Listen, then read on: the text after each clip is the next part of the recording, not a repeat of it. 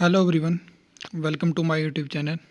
तो इस वीडियो में हम डिस्कस करने वाले हैं एक एग्ज़ाम के बारे में जो कि 18 नवंबर 2018 को हुआ था। जेई सिविल पोस्ट कोड 695 के बारे में मैं इस पे काफ़ी वीडियो बना चुका हूँ, लेकिन मेरे को एक बार फिर से इस पे वीडियो बनानी पड़ रही है क्योंकि कुछ 5-6 दिन से जो है वो न्यूज़ में कुछ ऐसा आ रहा है कि अब इसका जो रिज़ल्ट है वो रिवाइज्ड होने वाला है। मैं श्योर नहीं हूँ क्योंकि ऑफिशियल कोई भी न्यूज़ ऐसी नहीं है। तो हम यहाँ पे कुछ चीज़ों पे बात करने वाले हैं। तो जो लोग इंटरेस्टेड नहीं हैं या जिन लोगों को न्यूज़ पता है तो वो इस वीडियो को स्किप कर सकते हैं, ये सबके लिए कंपलसरी नहीं है। तो जो लोग इस वीडियो को देखना चाहते हैं वो एंड तक बने रहें। यहाँ पे आपको कुछ इन्फॉर्मेटिव चीज़ें ही मिलने वाली हैं। तो चलिए स्टार्ट करते हैं। देखिए, सबसे पहले ये न्यूज़ है कि 18 नवंबर 2018 को ये एग्ज़ाम होता है। पीडब्ल्यूडी के लिए वैकेंसीज थी, ठीक है। और यहाँ पे टोटल 123 पोस्ट थी पीडब्ल्यूडी के लिए और 2 पोस्ट थी टीसीपी टाउन कंट्री प्लानिंग के लिए, ठीक है। तो यहाँ पे पोस्ट आपको पता है एसेंशियल क्वालिफिकेशन में वही आता है, रेगुलर 3 ईयर डिप्लोमा या इक्विवेलेंट कोई भी कोर्स पहले की तरह। तो क्या होता है कि इसका जो एडवर्टाइजमेंट है वो 5 जुलाई को आती है, ठीक है। और 4 अगस्त तक जो है वो इसकी ऑनलाइन फॉर्म फिलअप करवाए जाते हैं। फिर 18 नवंबर को वो एग्ज़ाम होता है जिसमें 16,124 लोग अप्लाई करते हैं और 385 सेलेक्ट होते हैं इवेलुएशन के लिए। और 15 नवंबर 2018 यहाँ पे जो न्यूज़पेपर है यहाँ पे डेट गलत डाल दी है। ये 18 नवंबर 2018 को एग्ज़ाम हुआ था, ठीक है। उसके बाद क्या होता है कि इवेलुएशन चलती है 9 अप्रैल से लेके 12 अप्रैल तक। और उसके बाद रिज़ल्ट आता है जिसमें 102 कैंडिडेट्स सेलेक्ट हो जाते हैं और बाकी की जो 22 पोस्टें हैं वो खाली रह जाती हैं। तो ऐसा क्यों होता है? ऐसा होता है कि बीटेक जिनकी सिविल में थी उनको कंसीडर ही नहीं करा जाता है। फाइनल प्रोसेस में, इवैल्यूएशन प्रोसेस में उनके फॉर्म रिजेक्ट हो जाते हैं। और जो आपके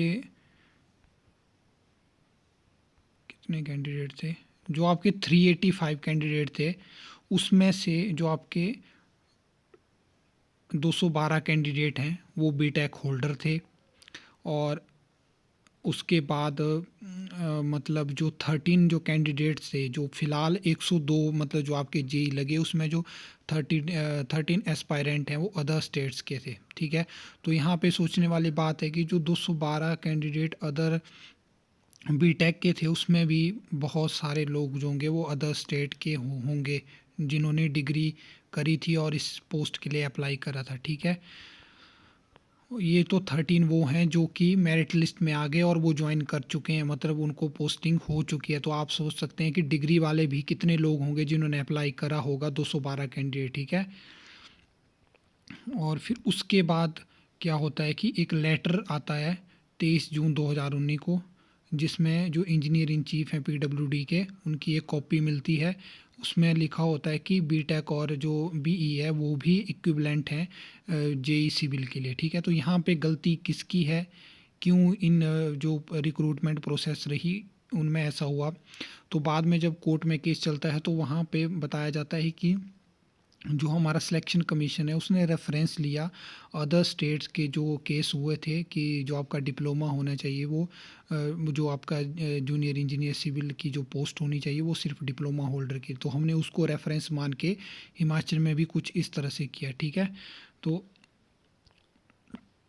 और अब मैं आपके साथ वो चीज़ डिस्कस करने वाला हूँ जिसके रेफरेंसेस पे ये बातें चल रही हैं कि आपका क्या 695 पोस्ट कोड जेई सिविल का रिज़ल्ट रिवाइज्ड होने वाला है। तो कुछ ये एक नई नोटिफिकेशन आई है जिसमें कुछ पेटिशनर्स के नाम लिखे हुए हैं। ये आप देख सकते हैं टोटल 7, 8, 9, 10 ये पेटिशंस थी। तो इनको सबको डिस्पोज्ड कर दिया गया, मतलब इनको ख़त्म कर दिया गया। और इनमें से एक पुनीत शर्मा ये रेफरेंस है इलेक्ट्रिसिटी बोर्ड पे, इन्होंने जेई सिविल जेई इलेक्ट्रिकल की ये बात है, इन्होंने इलेक्ट्रिसिटी बोर्ड पे केस करा था, ठीक है। तो ये जो है वो आप ये इनका नाम अगर आप गूगल करेंगे तो आपको इस केस की पूरी डिटेल मिल जाएगी। और ये केस जीत चुके हैं तभी जाके इलेक्ट्रिकल का रिज़ल्ट जो है वो रिवाइज्ड हुआ है, ठीक है। तो यहाँ पे इसको रेफरेंस माना है और बताया है कि फॉर कंपाइलेंस लिस्ट ऑन, मतलब 2/8/2021 को कुछ एक लिस्ट आने वाली है वो किस बारे में है ये फ़िलहाल के लिए यहाँ पढ़ के कुछ भी समझ नहीं आता है। और मेन बात ये है कि क्या अब वो रिज़ल्ट रिवाइज़्ड होगा, और होगा तो किस तरह से जो सिलेक्शन कमीशन है या पीडब्ल्यूडी किस तरह एडजस्ट हो करेगा, क्योंकि जिन लोगों को पोस्टिंग दी थी उनको एक एक डेढ़ साल से ऊपर हो चुका है ज्वाइन करे हुए। और मेन बात यहाँ पे देखने वाली है कि क्या पीडब्ल्यूडी उनको जो वैकेंट पोस्ट चली होंगी उनमें भरेगा, या फिर से इसका रिज़ल्ट रिवाइज होगा इलेक्ट्रिकल की तरह।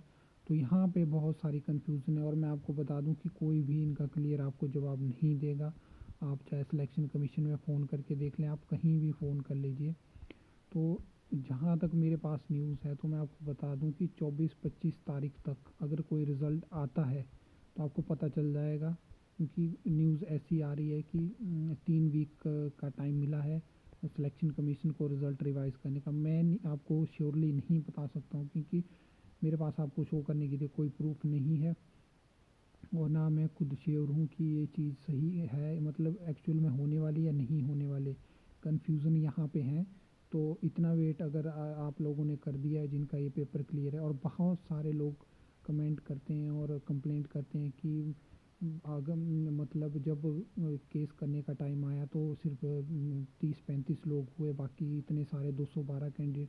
मैं आपको बता देना चाहता हूँ बहुत सारे कैंडिडेट उनमें ऐसे होंगे जो कि आउट ऑफ स्टेट के लिए थे और उनका एग्ज़ाम क्लियर हो गया, तो वो थोड़े ना आएंगे यहाँ पे केस करने के लिए आपके साथ जुड़ेंगे। बहुत रेयर होता है ऐसा।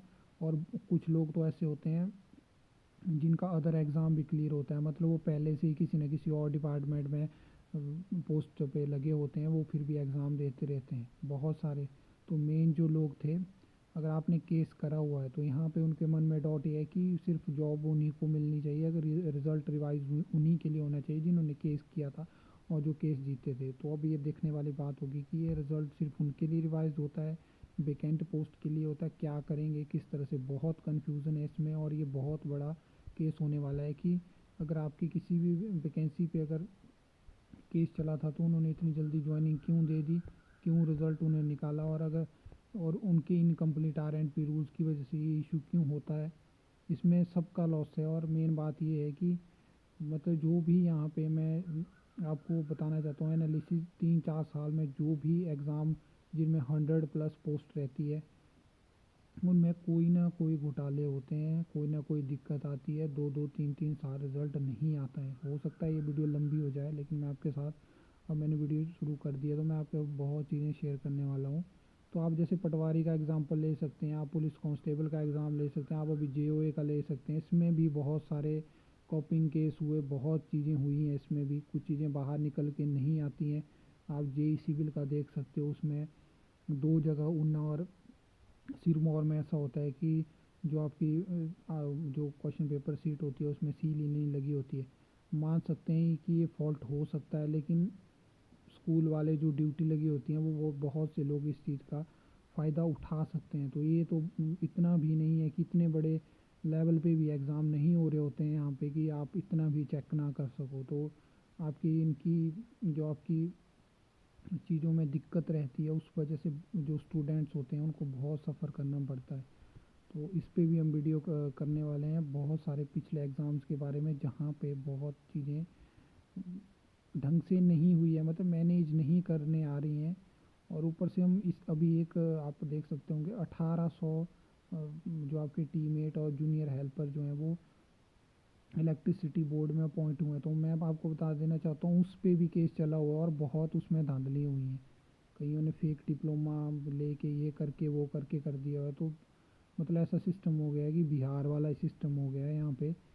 और बहुत सारी टॉपिक्स पे हम वीडियो शेयर कर, मतलब मैं आपके साथ चीज़ें शेयर करने वाला हूँ। हो सकता है कुछ लोगों को यहाँ मैंने जो चीज़ें शेयर करी वो उनको अच्छी ना लगे, लेकिन जो चीज़ें मैंने शेयर करी वो मेरे पर्सनल ओपिनियन है। अगर आपको अच्छी नहीं लगी तो अच्छी बात है, अच्छी लगी तब भी अच्छी बात है। तो चलिए फ़िलहाल इतना ही मेरे पास डिटेल है। अब वेट हम अब इसमें मंथ का वेट कर लेते हैं, 24-25 तारीख तक देखते हैं कोई रिज़ल्ट आता है क्या होता है। बाकी आप फर्दर सिलेक्शन कमीशन भी इंक्वायरी कर सकते हो, आरटीआई डाल सकते हो, आपको मिल सकता है। लेकिन कोरोना की वजह से कुछ चीज़ें नहीं हो रही हैं, और बाकी आपको पता है हिमाचल में वेदर जो है इस टाइम कितना ख़राब है। तो चलिए मिलते हैं नेक्स्ट वीडियो में। अगर आपको वीडियो अच्छी लगी तो आप वीडियो को लाइक कमेंट शेयर कर सकते हो, चैनल को सब्सक्राइब कर सकते हो फर्दर अपडेट्स के लिए।